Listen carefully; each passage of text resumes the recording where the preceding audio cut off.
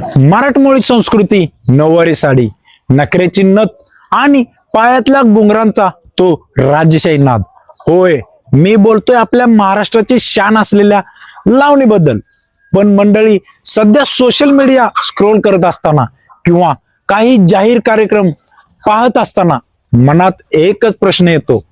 आपण जी पाहतोय ती खरोखरच आपली पारंपरिक लावणी आहे का, की लावणीच्या नावाखाली अश्लीलतेचा एक उघडा बागडा बाजार मांडला गेलाय?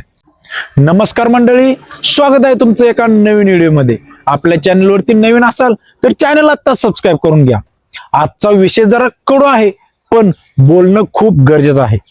सध्या इंस्टाग्राम रील्स आणि युट्यूबवर काही व्हिडिओ तुफान व्हायरल होत आहेत. उदाहरणार्थ, तनुश्री पुणेकर सारख्या काही डान्सर्सचे व्हिडिओ घ्या.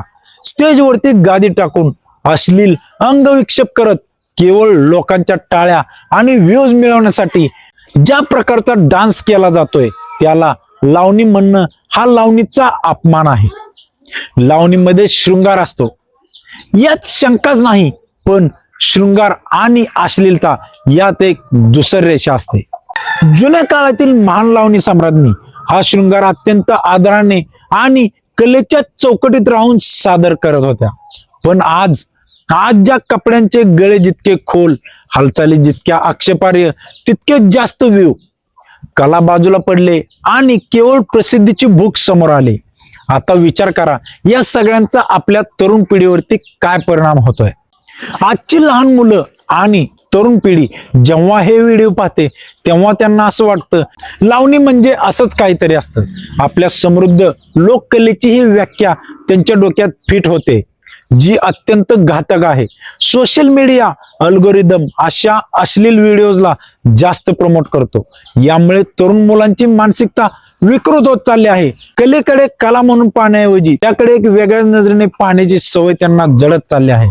जेव्हा अशा डान्सर्स पैशांसाठी आणि प्रसिद्धीसाठी स्टेजवरती असे चाळे करतात, तेव्हा प्रामाणिकपणे पदर सांभाळून आणि कलेची जपणूक करून लावणी करणाऱ्या इतर गुणी महिला कलाकारांकडे पाहण्याचा समाजाचा दृष्टिकोन दूषित होतोय. मंडळी, दोष फक्त या डान्स कलाकारांचा नाहीये, तर दोष आपलाही आहे. कारण आपण अशा व्हिडिओजला लाईक करतो, शेअर करतो आणि कमेंट्स मध्ये त्यांची चर्चा करतो. जोपर्यंत आपण अशा गोष्टींना व्ह्यूज देणं बंद करत नाही तोपर्यंत हा बाजार थांबणार नाही.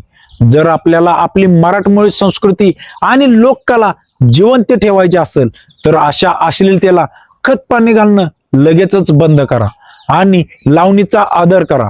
पण लावणीच्या नावाखाली चालणाऱ्या या नंगानाचाचा विरोध करा.